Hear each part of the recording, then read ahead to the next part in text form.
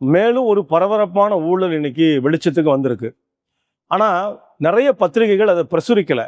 ஒன்று ரெண்டு செய்தித்தாள்களை அந்த செய்தி என்பது வெளியாகிருக்குது. அது என்ன செய்தி?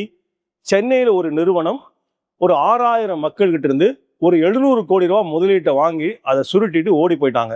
அந்த நிறுவனத்துடைய பேர் என்ன தெரியுமா? The Mylapore Hindu permanent benefit fund. அந்த நிறுவனத்துடைய பேர்லேயே இந்து இருக்குது. இந்த நிறுவனத்துடைய உரிமையாளர் யார்? அவருடைய பெயர் தேவநாதன் யாதவ். அவர் யாரு? கடந்த நாடாளுமன்ற தேர்தலில் சிவகங்கை தொகுதியில் பாஜக கட்சியின் சார்பில் அதனுடைய தாமரை சின்னத்தில் போட்டியிட்டவர். இப்ப இந்துக்களை பாதுகாக்கிறேன் என்று சொல்லக்கூடிய ஒரு கட்சியினுடைய நாடாளுமன்ற வேட்பாளர் the Mylapore Hindu permanent benefit fund என்கிற ஒரு நிறுவனத்தை நடத்தி ஒரு 6000 இந்துக்கள் இருந்து 700 கோடி ரூபாயை சுருட்டிட்டு ஓடி போயிட்டாரு. அப்ப ஊழலை ஒழிப்பேன் என்று சொல்லக்கூடிய பாஜகவுடைய முன்னாள் மாநில தலைவர், முன்னாள் IPS அதிகாரி இந்த ஊழல் சம்பந்தமா பேசாம இருக்காரு, மௌனமா இருக்காரு அப்படிங்கிற ஒரு கேள்வி இருக்கு.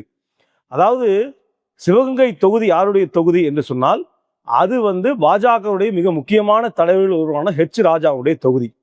ராஜாவுடைய தொகுதியில் போட்டியிட்ட தேவநாதன் யாதவ் மிகப்பெரிய ஒரு மோசடியில் ஈடுபட்டிருக்கிறார் என்று சொன்னால் அதை கண்டிக்கிற அல்லது அதுக்கு எதிராக பேச வேண்டிய பொறுப்பு ராஜாவுக்கு இருக்கு.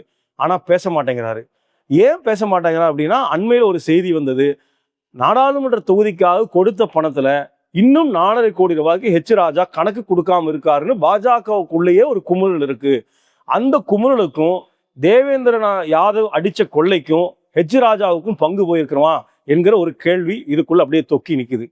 அண்ணாமலை மற்ற அரசியல் கட்சிகளுடைய ஊழலை பக்கம் பக்கமா டிவியில பேசுவாரு, படம் போட்டு காமிப்பாரு. ஏன் இந்த தேவநாதன் யாதவனுடைய 700 கோடி ரூபாய் ஊழலை பேச மாட்டேங்கிறாரு அப்படின்னு சொன்னா அது ஒரு மர்மமாக இருக்கு. தேவநாதன் யாதவ் அப்படி என்னதான் பண்ணாரு அப்படின்னா, இந்த 700 கோடி ரூபாய் பணத்தை எடுத்துட்டு போய் முதலீட்டாளருக்கும் கொடுக்கல, அவங்க இன்வெஸ்ட் பண்ணாங்கன்னா அவங்களுக்கு வட்டியும் கொடுக்கணும், எதுவுமே பண்ணல.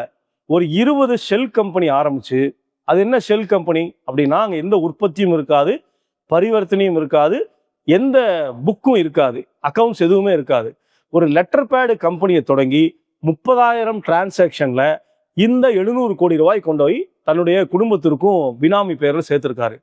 அந்த பினாமி பேர்ல 72 சொத்துக்களை வாங்கியிருக்கிறாரு அப்படின்னு இன்னைக்கு ஆதாரபூர்வமாக தகவல் வந்திருக்கு. இவ்வளவு நடந்ததுக்கு பிறகும் தேவநாதன் யாதவ் எங்கே இருக்காரு அப்படின்னா, இன்னைக்கு அரெஸ்ட் ஆனதுக்கு பிறகு பெயில் பெட்டிஷன் போடுறாரு. எந்த கேள்வியும் கேட்காம நீதிமன்றம் இன்னைக்கு அவர் ஜாமீன்ல விடுவிச்சிருக்கு. இன்றைக்கு இந்த அரசாங்கத்தினுடைய ஆதரவோட, ஒன்றிய அரசாங்கத்துடைய ஆதரவோட ஊழலை ஒழிப்பேன் என்று மாறுதட்டி கொண்டிருக்கிற பாஜக தலைவர்களுடைய ஆசையோட இன்னைக்கு ரொம்ப வெளியில நடமாடி கொண்டிருக்கிறார். அப்ப ஒரு 600 இந்து மக்களுடைய பணத்தை 700 கோடி ரூபாய் கொள்ளையடிச்சு 72 சொத்துக்களை வாங்கி 20 ஷெல் கம்பெனியில போட்டிருக்கிற தேவநாதன் யாதவ் பண்ணிருக்கிற ஊழலை பாஜகவோ அதனுடைய தலைவர்களோ ஏன் தட்டி கேட்க மாட்டேங்கிறாங்க அப்படிங்கிற ஒரு மிகப்பெரிய கேள்வி இருக்கு. பொதுவா சொல்லுவாங்க, ஊழலை ஒழிக்க நாங்க தான் பிறப்படுத்தவர்கள்னு சொல்லுவாங்க. மக்கள் கூட நம்பிட்டு இருந்தாங்க, ஒருவேளை இவங்க ஊழலை ஒழிச்சு கட்டிடுவாங்க போல இருக்கு. ஆனா நல்லா கவனிச்சு பார்க்கும்போது தான் தெரியுது, இவர்கள் ஊழலை ஒழிக்க வந்தவர்கள் அல்ல, ஊழலை ஒழிக்க வந்தவர்கள். அதாவது ஒழிச்சு வைக்கக்கூடிய அளவிற்கு ரொம்ப திறமையாக இந்த ஊழலிருந்து தன்னுடைய கட்சியினரை பாதுகாக்கக்கூடிய ஏற்பாடை பாஜகவுடைய தலைமையே செய்யுது. இதே தமிழகத்துல தான் அண்மையில ஆருத்ரா கோல்டுங்கிற நிறுவனம் பல்லாயிரக்கணக்கான கோடி ரூபாயை மோசடி பண்ணுச்சு. அந்த ஆருத்ரா கோல்டு நிறுவனத்தினுடைய உரிமையாளர் அண்ணாமலையுடைய மிக நெருங்கிய நட்பு வட்டாரத்தில் இருக்கக்கூடிய ஒருவர் என்கிற ஒரு சர்ச்சை என்பதும் அண்மையில வெளியாச்சு. ஆக இந்த பாஜக கருப்பு பணத்தை மீட்பேன், மக்களுக்கு 15 லட்சம் ரூபாய் போடுவேன், ஊழலுக்கு அப்பாற்பட்டவர்கள் நாங்கள், கரைபடியாத கரங்களுக்கு சொந்தக்காரர்கள் என்று சொல்வதெல்லாம் ஒரு மக்களை ஏமாற்றுகிற ஒரு கபட நாடகமே தவிர நிச்சயமாக ஊழலை ஒழிப்பதற்கும் இவர்களுக்கும் எந்த சம்பந்தம் இல்லை. பாஜகவுடைய ஒவ்வொரு தலைவர் மீதும் அவருடைய கரங்களில் ஊழல் கரை படிந்திருக்கிறது என்பதற்கான மேலும் ஒரு சிறந்த உதாரணமாகத்தான் இந்த மயிலாப்பூர் இந்து பர்மனன்ட் பெனிஃபிட் ஃபண்டினுடைய 700 கோடி ரூபாய் ஊழல் என்பது வெளிவந்திருக்கிறது.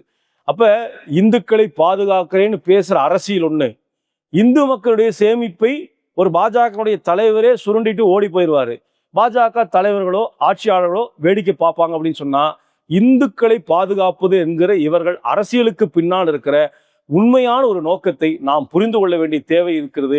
பாஜக தலைவருடைய இந்த ஊழலை அம்பலப்படுத்தக்கூடிய, பணத்தை இழந்து நிற்கிற மக்களுக்கு மீட்டு தருகிற வரை இந்த போராட்டத்தை தமிழக மக்கள் எழுச்சியோடு களத்தில் இன்னைக்கு நடத்த வேண்டி இருக்கு என்பதைத்தான் இந்த மயிலாப்பூர் சம்பவம் இன்றைக்கு உணர்த்தி கொண்டிருக்கிறது.